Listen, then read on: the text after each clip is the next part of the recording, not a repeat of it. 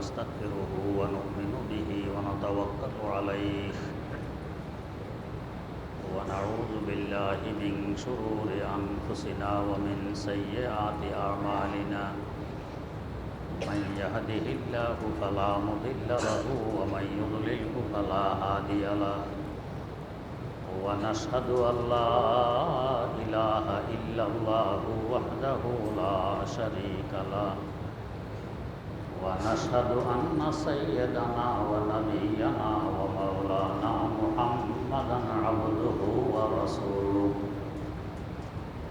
أرسله بالحق بشيرا ونذيرا وداعيا إلى الله بإذنه وسراجا منيرا صلى الله تعالى عليه وعلى آله وأصحابه وسلم تسليما كثيرا كثيرا أما بعد فأعوذ بالله من الشيطان الرجيم بسم الله الرحمن الرحيم وقل رب أدخلني مدخل صدق وأخرجني مخرج صدق واجعل لي من لدنك سلطانا نصيرا وقل جاء الحق وزهق الباطل إن الباطل كان زهوقا وننزل من القرآن ما هو شفاء ورحمة للمؤمنين ولا يزيد الظالمين إلا خسارا وإذا أنعمنا على الإنسان أعرض ونأى بجانبه وإذا مسه الشر كان يئوسا صدق الله مولانا العظيم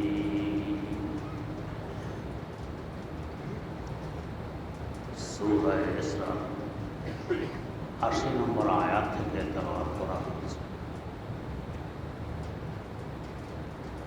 তেলাওয়াতকৃত আয়াতগুলোকে সামনে রেখে গত ২ মজলিসে কিছু আলোচনা হয়েছে।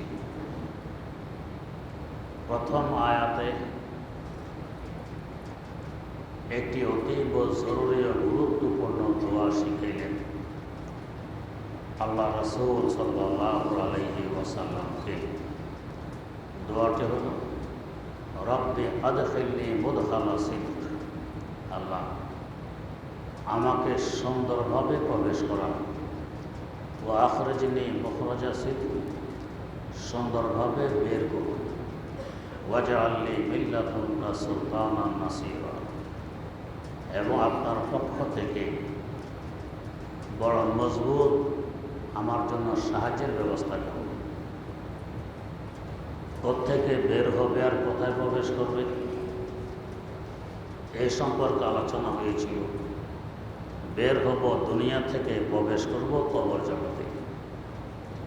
বের হওয়া যাতে সুন্দর হয়, কবরের প্রবেশও যাতে সুন্দর হয়, এই সম্পর্কে গত ২ মজলিসে আলোচনা হয়েছে। আরেক বের হয় এবং প্রবেশ করা হল হযরত ইসরাফিল আলাইহিস সালামের সিংহার ফুৎকারে কবরের বাসিন্দারা কবর থেকে বেরিয়ে আসবে, প্রবেশ করবে হাসর মাঠে। এই দোয়া এটার জন্য, কবর থেকে সুন্দরভাবে বের করুন, হাসর মাঠে সুন্দরভাবে প্রবেশ করুন। এখানে সুন্দরভাবে বের হওয়ার প্রবেশ করা কি? যখন মানুষ একথা বোঝে আমার ভবিষ্যৎ বড় সুখময় এবং উজ্জ্বল, ওখানে যাওয়ার জন্য অপেক্ষমান থাকে। এই যাওয়ার জন্য যা কিছু করা লাগে, কষ্টের কাজও যদি হয়, যেহেতু এর বিনিময় অনেক বড়, এটাও সুখের কাজ মনে হয়। যদি আপনাকে বলা হয় বৈশাখ মাসের প্রচণ্ড খরার সময় 1 ঘন্টা দাঁড়িয়ে থাকতে হবে রোদে, আপনি পারবেন না। জোরপূর্বক দাঁড় করাইলেও এমন কষ্ট মনে হবে যেন আপনি মারাই যাবেন, এরকম কষ্ট। হ্যাঁ, যদি আপনাকে বলা হয় যদি 1 ঘন্টা রোদ্রে দাঁড়াইতে পারো, এই এসি সিস্টেমের বিলাসবহুল বাড়ি তোমাকে দেয়া হবে, বিলাসবহুল বাড়ি। এখন তার কাছে 1 ঘন্টা রোদে দাঁড়ানো মোটো কষ্ট মনে হবে না, আরাম লাগবে, সে তো অপেক্ষায় আছে। 1 ঘন্টা গেলেই তো আমি ওই এসিওয়ালা বিলাসবহুল বাড়ি পেয়ে যাব, বড় সুখের যাবে। এখন আর 1 ঘন্টা কষ্টের মনে হবে না। কবর জগৎ থেকে হাসর মাঠের দিকে আসা, হাসর মাঠ তো বড় কষ্টের জায়গা। সূর্য মাথার উপরে, জমি তামার, ঘামের মধ্যে কেউ ডুবে থাকবে, কি কষ্ট! 50,000 বছরের অপেক্ষা, কষ্টের জায়গায়। কিন্তু বান্দা যখন এই কথা জানবে যে হাসর মাঠ পাড়ি দিলে আমার বিলাসবহুল জান্নাত, চিরশান্তি নিকেতন জান্নাত, তো কেমনে বুঝবে? কবরের ঘাটে যার আসানির সাথে সহজে পার হবে, বাকি সব ঘাটে পার হয়ে যাবে। তো কবরের ঘাটি তো সে পার করে এসেছে। এখানে ফেরেশতারা প্রশ্ন করেছিল, সে ফটফট জবাব দিয়ে দিয়েছে। আরামে কবর জগতে ঘুমিয়েছিল, বেহেশতি পোশাক পরিহিত অবস্থায়, বেহেশতি বিছানায়, বেহেশতের দিকে দুয়ার খোলা অবস্থায়। তার তো আর বোঝার বাকি নেই যে আমার সামনে সব ঘাটি এখন সহজ। অতএব কবর থেকে উঠে হাসর মাঠে যাব, এটা পাড়ি দিলেই তো আমার জান্নাত। তার কাছে এখন কষ্ট লাগবে, এটা হবে মখরাজা সেতু, বড় সুন্দরভাবে শান্তির সাথে কবর থেকে বেরিয়ে আসবে এবং আনন্দের সাথে হাসর মাঠে প্রবেশ করবে। আরও আনন্দ কী হবে হাসর মাঠে? নামায় আমাল, আমলনামা, সকলের কাছে সকলের আমলনামা বর্তন করে দেয়া হবে। নেককার আমলনামা আসবে ডানাতে, বদকার আসবে বাম হাতে, তার পিঠের পিছন দিয়ে। এটা দেখে কি পরিমাণ আনন্দিত হবে নেককার! মানুষের সামনে নিয়ে বলবে, দেখো আমার আমলনামা পড়ো, হা উলো করা ও কিটা দিয়ে আমার আমলনামাটা পড়ো। পরীক্ষার রেজাল্ট যখন ভালো আসে, মার্কশিট সামনে আসতে দেখায়, দেখেন আমার এক এক বিষয়ে কত নম্বর, পরে স্টার মার্ক, আনন্দ। আর যার নম্বর কম, জিজ্ঞেস করলো পরীক্ষা বেশি ভালো হয়নি, নম্বর কত এটা বলে না, পরীক্ষা বেশি ভালো হয়নি নম্বর বলে।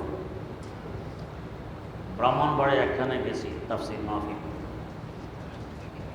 তা আল্লাহর এক বান্দা খুব বেশি মহব্বত করেন, গেলে ওর ঘরে খানা খেতে হয়।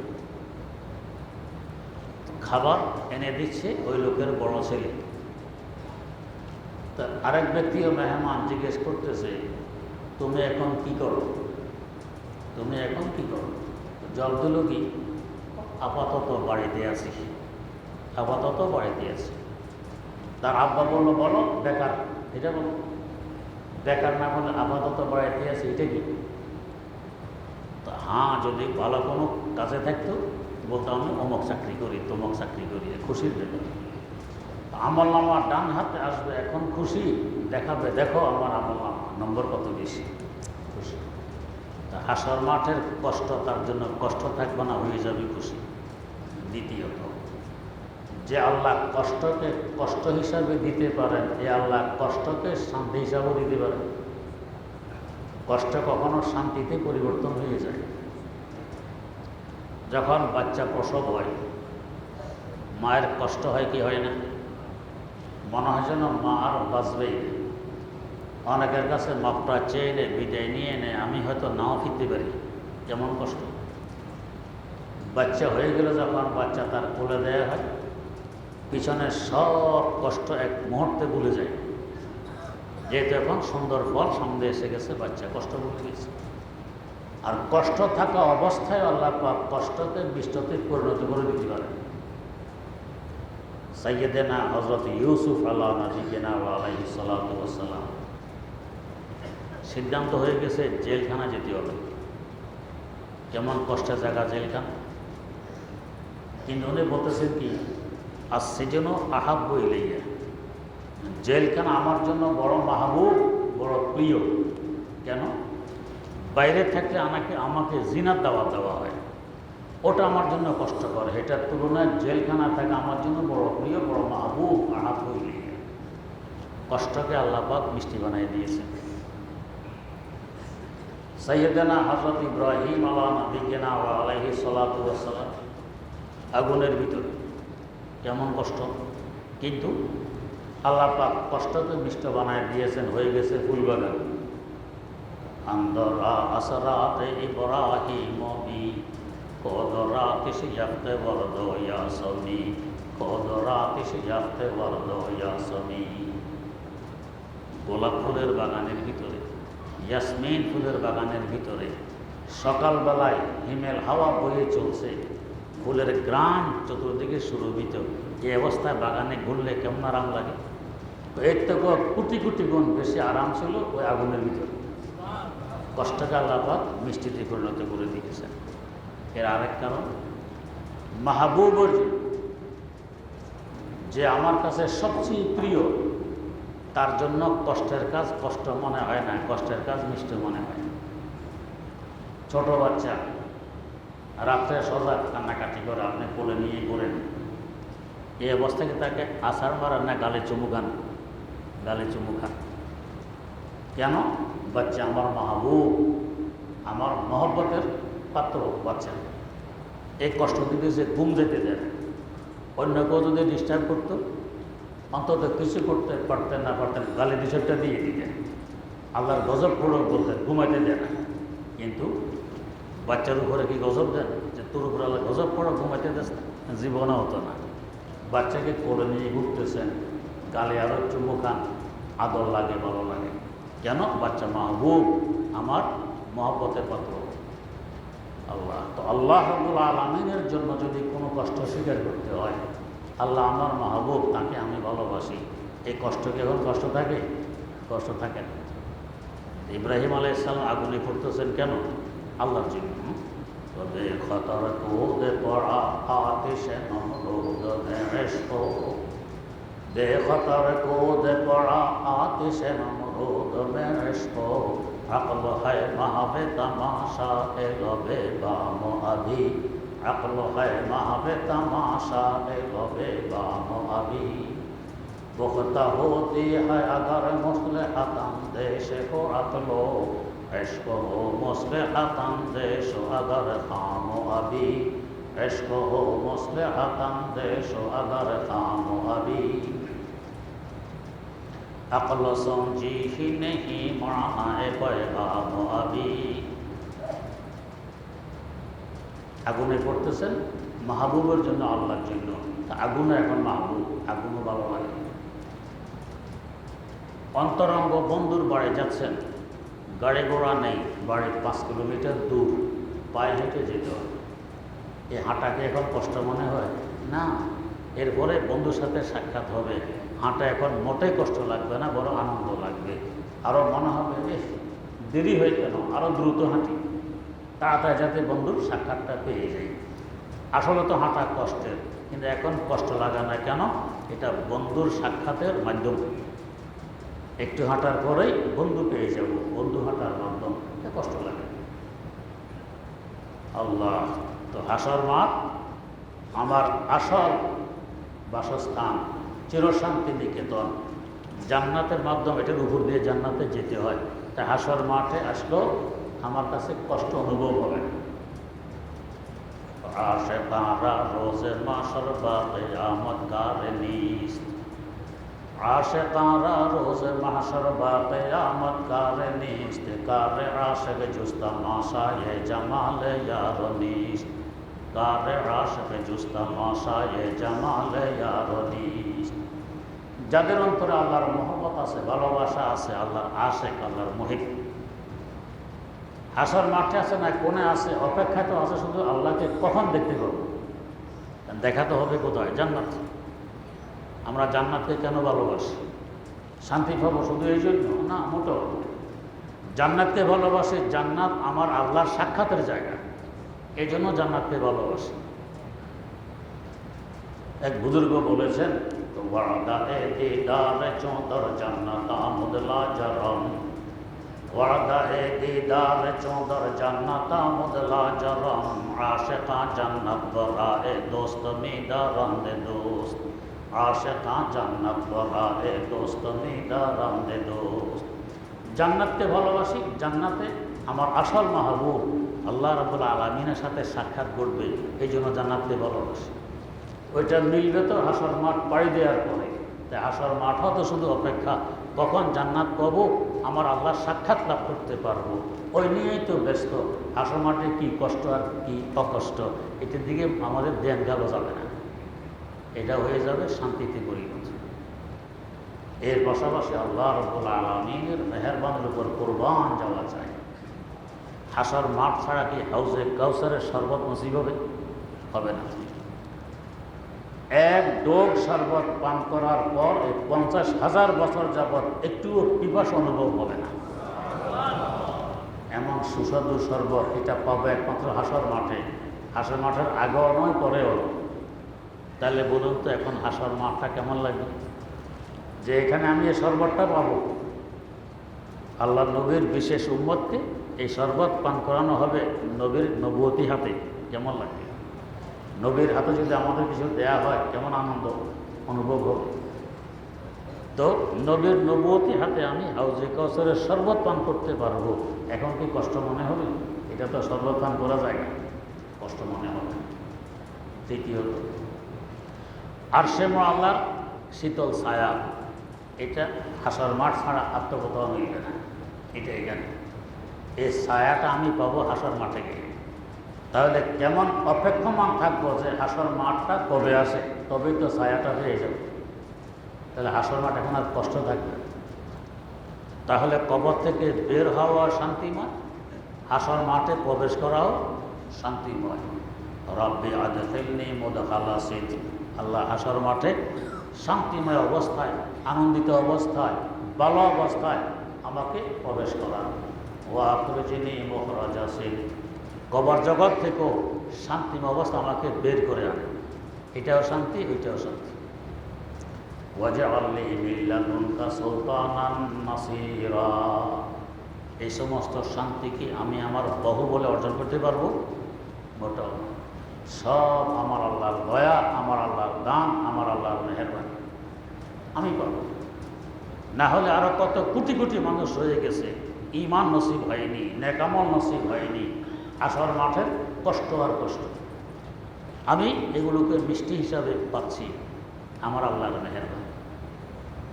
তাই আল্লাহ, আমি আপনার দয়ার ভিখারি, ওয়াজআলনি মিন লাদুনকা সুলতানান নাসীরা, অনেক বড় সাহায্য, শক্তিশালী সাহায্য আমি ভিক্ষা চাই, আমাকে শক্তিশালী সাহায্য দেন। আল্লাহর সাহায্য ছাড়া তো আমি পৌঁছতে পারবো।